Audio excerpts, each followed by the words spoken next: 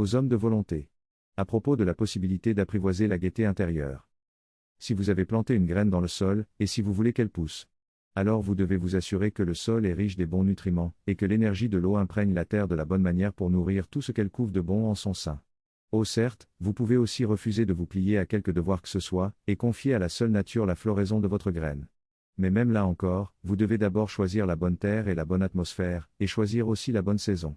Après seulement vous pourrez renier toute nécessité de vous astreindre à quelque sorte de devoir. Quelle est donc cette fragilité au-dedans de vous, qui a peur de la seule idée de se plier à un devoir? Est-ce que vous comprendriez mal la notion de devoir? Sachez que le devoir est l'autre nom de l'exigence de justesse dans votre compréhension des choses, et dans la détermination de vos actions. Il existe des lois qui permettent la floraison des choses, et l'observation de ces lois est la vraie nature de ce devoir que vous essayez de fuir. Quand vous êtes un homme de volonté, c'est-à-dire un homme qui n'a plus peur de sa propre force de volonté, et qui sait faire la différence entre la force de volonté, et ses faux jumeaux, la brutalité et la dureté, l'obstination et l'entêtement, la raideur et la rigidité. Quand vous êtes un homme de volonté, vous cherchez à connaître et à comprendre les lois de floraison qui s'appliquent à la nature de ce vers quoi pointe votre aspiration. Ou simplement votre vouloir et votre désir. Et vous êtes heureux de vous plier à ces lois, c'est-à-dire de les appliquer avec intelligence et avec une recherche de précision. Les lois qui permettent de faire fleurir au-dedans de vous, l'harmonie intérieure et la gaieté intérieure.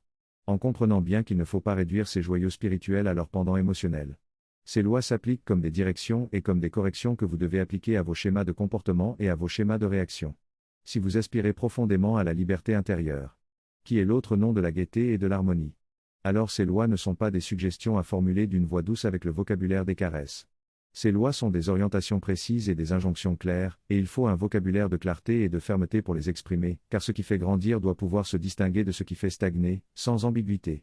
Si le développement de vos forces spirituelles vous intéresse, alors vous devez comprendre ces choses.